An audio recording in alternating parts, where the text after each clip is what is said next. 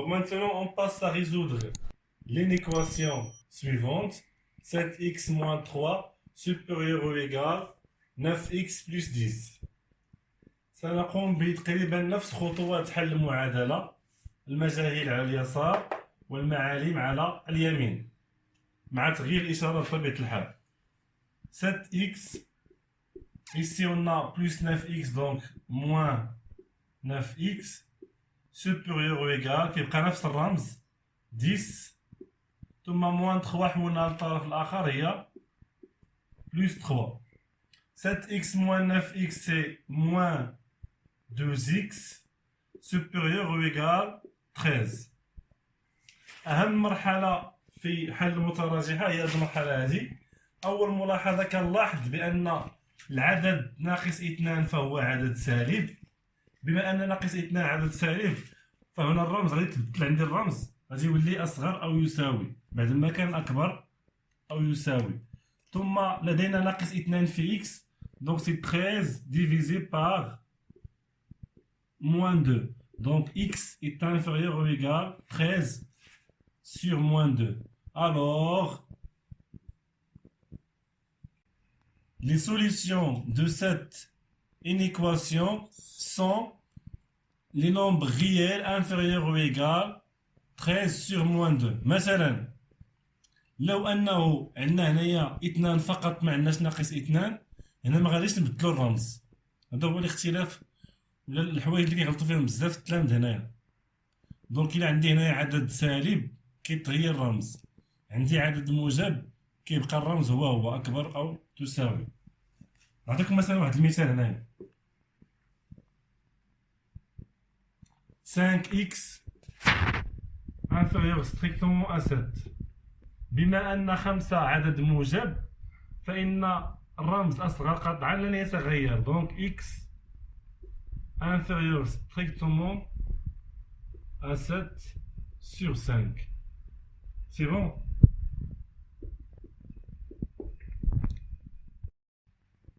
Alors maintenant, on passe à essayer de résoudre cette inéquation. 2x moins 6 supérieur ou égal à 8. Puis, on va représenter les solutions de cette inéquation graphiquement. Donc, نفس الطريقة، المجاهيل على اليسار المعالم على اليمين. 2x supérieur ou égal 6 plus 8. Donc, 2x est supérieur ou égal à 14. Donc, 2 يجب تحديد إشارة عدد 2 عدد موجب. Donc x supérieur ou égal x أكبر أو يساوي 14 على 2 و 14 على 2 تساوي 7. Donc les solutions de cette équation sont tous les nombres réels supérieurs ou égal 14 sur 2.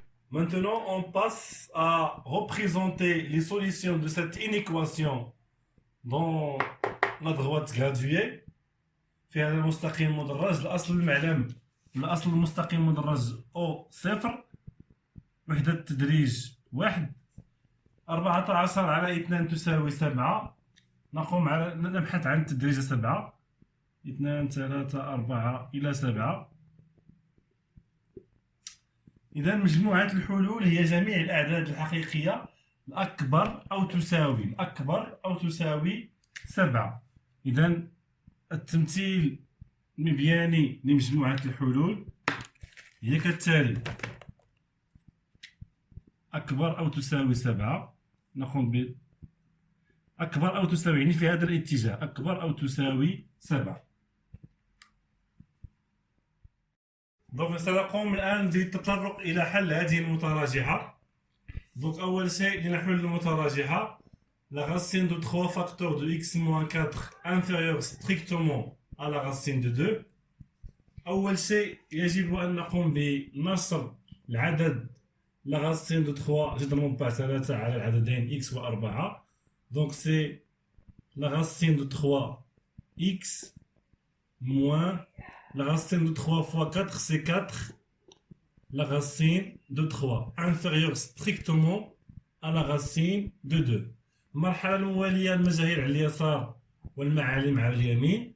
la racine de 3x, donc la racine de 3x, inférieure strictement à la racine de 2, plus 4 جذر مربع 3. لدينا هنا ناقص 4 جذر مربع 3.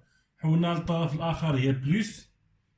ثم الخطوة الأخيرة لدينا هنا la racine de 3 multiplié par x inférieure strictement à هذا العدد. أول ملاحظة يجب أن ألاحظ la racine de 3 عدد موجب، دونك الرمز أصغر قطعا لن يتغير، دونك x أصغر قطعا من la racine de 2 plus 4 la racine de 3 divisé par la racine de 3.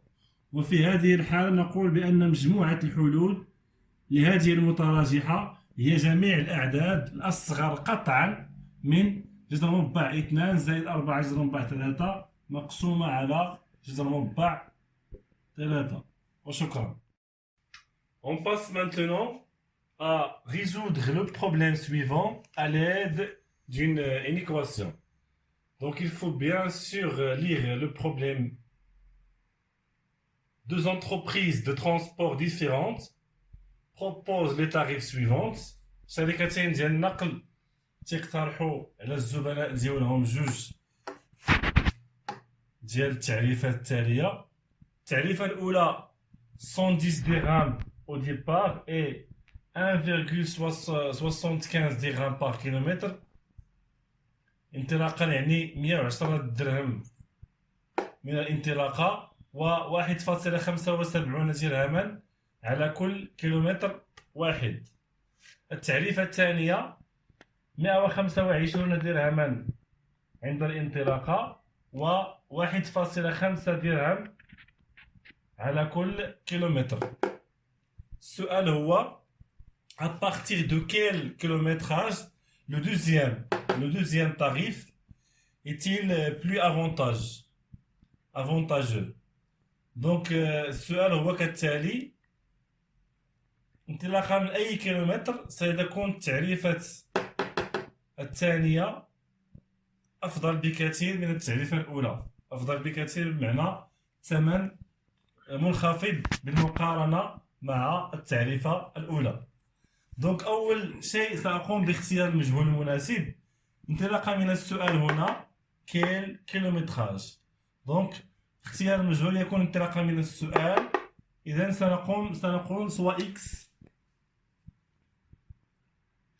soit x est le nombre total de kilométrage parcouru. Donc في هذه الحالة x هو عدد الكيلومترات التي تم قطعها. إذا في هذه الحالة انطلاقا من التعريفة الأولى سوف نقوم بالتطرق إلى ثمن التعريفة الأولى انطلاقا من هذه المعطيات. لدينا 110 درهم، نكتب هنا 110 درهم. ثم لدينا زائد 1.75 درهما على كل كيلومتر، ولدينا عدد الكيلومترات هو x، دونك 1.75 درهم x. بالنسبة للتعريفة الثانية لدينا 125 درهما عند الانطلاقة زائد 1.5 على كل كيلومتر، وعدد الكيلومترات هو x. والشرط لدينا هنا هو أن يكون التعريفة الثانية أفضل بكثير من التعريفة الأولى. دونك الثمن، نتكلم عن الثمن. التعريفة الثانية هو 125 زائد 1.5 x أصغر أو يساوي من 110 زائد 1.75 x.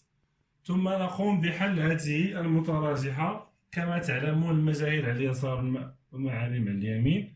دونك 1.5 x ناقص 1.75 x أصغر أو يساوي 110 ناقص 125. دونك هنا 0.25 x ناقص 0.25 x أصغر أو يساوي ناقص 15. دونك إكس لدينا هنا ناقص 0.25 عدد سالب. دونك يجب تغيير الرمز أصغر أو يساوي. دونك إكس أكبر أو يساوي ناقص 15 divisé par moins 0,25. إذن بعد حل المتراجحة نجد أن إكس أكبر أو يساوي 60.